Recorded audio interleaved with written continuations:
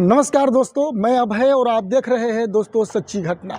दोस्तों आज मैं आपको एक ऐसी कहानी सुनाने जा रहा हूं, कसम से अगर आप शुरू से लेकर अंत तक सुनोगे तो आपका भी पैरों से तले ज़मीन खिसक जाएगा और आप सोचेंगे कि क्या हमारे समाज में इंसानियत बची है।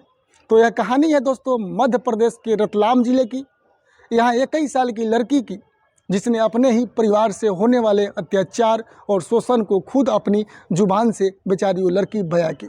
इस कहानी की शुरुआत उसकी मासूमियत से होती है। जब वह सिर्फ 14 साल की थी, उस उम्र में स्कूल जाना, किताबें पढ़ना, खुश रहना सामान्य बच्चों का सपना होता है, लेकिन उसके हाथों में सिर्फ डर और मजबूरी थी।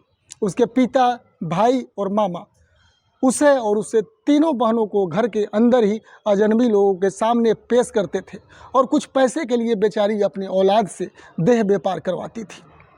हर दिन घर में नए ग्राहक आते थे और उसके पिता भाई बैठकर अपनी ही बच्चे की वो गंदी आवाज़ें रोती चिकती सुनते थे। लड़की रो रही थी कि माँ बस करो, मुझे अनेकों लोगों के साथ करने में बहुत तकलीफ़ होती है।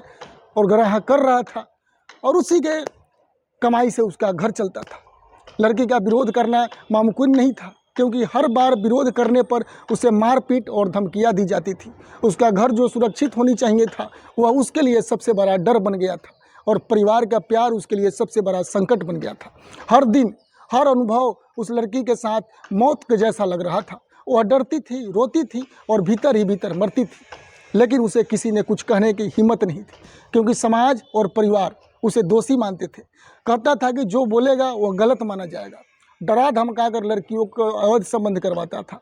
एक दिन उस लड़की ने फैसला किया कि अब वह इस नरक से जैसे तैसे बाहर निकलेगी। उसने दिमाग लगाया, उसने परिवार को बताया कि वह कहीं बाहर जाएगी, ज़्यादा पैसा कमाएगी, बड़े बड़े घरों के लड़कों के मिलकर किसी तरह जो लड़की घर से बाहर निकलने के पूरी प्रयास किया। पर असल में उसने अपनी सुरक्षा और आज़ादी के लिए कदम उठाया और सीधे भोपाल थाना पहुंचती है। वह रोते हुए महिला थाना गई और पूरी कहानी बयां की। उसने कहा कि अगर वापस जाती है तो उसके घर वाले मार देगा, उसकी ज़िंदगी और उसकी आत्मा पूरी तरह तबाह हो जाती। पुलिस ने मामला को पूरा गंभीरता से लिया और तुरंत कार्रवाई की। उसके बाद माता पिता और मामा के खिलाफ मानव तस्करी, शोषण और अन्य गंभीर धाराओं में FIR दर्ज कराई। FIR दर्ज होने के बाद मामला अदालत में पहुंचा। अदालत ने आरोपियों के खिलाफ कठोर कार्रवाई का आदेश दिया। पीड़िता और उसकी बहनों की सुरक्षा को सर्वोपरि रखा गया। मामले की सुनवाई में साक्ष्य और सबूतों को विस्तृत जांच हुई और दोषियों को सजा दी गई। इस घटना ने दोस्तों समाज को बिल्कुल पूरी तरीक़ा से झकझोर कर रख दिया और कई NGOs और महिला अधिकार संगठन पीड़िताओं को सुरक्षा और न्याय सुनिश्चित करने के लिए सामने आए। आरोपी को गिरफ्तार किया गया, लेकिन लड़की के कहना था कि उस शेल्टर रूम में भी उस लड़की के परिवार वाले, घर वाले उसे दबाव डाला, समझौता किया, लेकिन वो लड़की नहीं। वह अपने घर चलने जाने के लिए उसको लोग राय दे रहा था, लेकिन उसने साफ मना कर दिया, क्योंकि वह दोबारा उस नरक में नहीं जाना चाहती थी।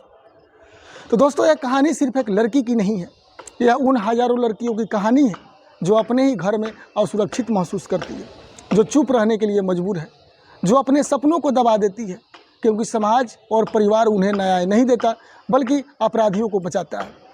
दोस्तों ज़रा सोचिए, अगर हमारा समाज लड़कियों को सिर्फ पैसों के लिए पाले और उनके अधिकारों और सुरक्षा की अनदेखी करे, तो भविष्य की पीढ़ी किस हालत में होगी? क्या हमारी बेटियां सुरक्षित रहेगी? क्या उसका बचपन सुरक्षित रहेगा?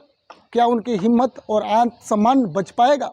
इस कहानी में सबसे बड़ा दर्द यह है कि अपराधी और अपराध घर में ही रहते थे। जो इंसान सुरक्षा और प्यार देने वाला होना चाहिए, वह खुद सबसे बड़ा खलनायक बन गया, और जो बच्ची अपने सपनों को जीना चाहती थी, उससे उसका बचपन छीन लिया गया, उसकी ज़िंदगी बेच दी गई, उसकी मासूमियत को तोड़ दिया गया। उसका डर, उसकी पीड़ा सिर्फ उसके परिवार के लिए आम बात थी। लेकिन दोस्तों यह कहानी हमें यह सिखाती है कि अगर हम हिम्मत करें, अगर हम आवाज़ उठाएं, तो बदलाव हो सकता है, आ सकता है।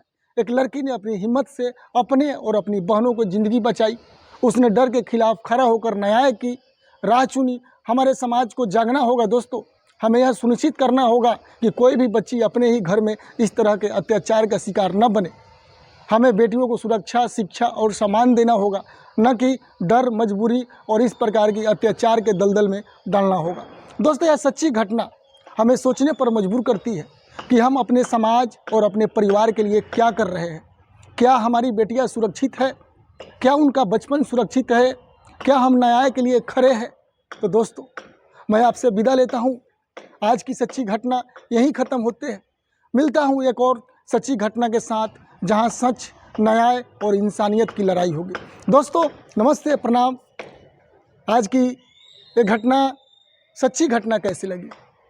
कृपया आप लोग हमें कमेंट बॉक्स में ज़रूर राय दीजिए और बताइए कि कहाँ तक ये जायज़ है। क्या उस लड़की का माँ बाप उस तीनों लड़की के साथ जो अत्याचार कर रही थी वो सही कर रही थी? मिलते हैं दोस्तों एक और सच्ची घटना के साथ। जब तक के लिए दोस्तों, नमस्ते, प्रणाम।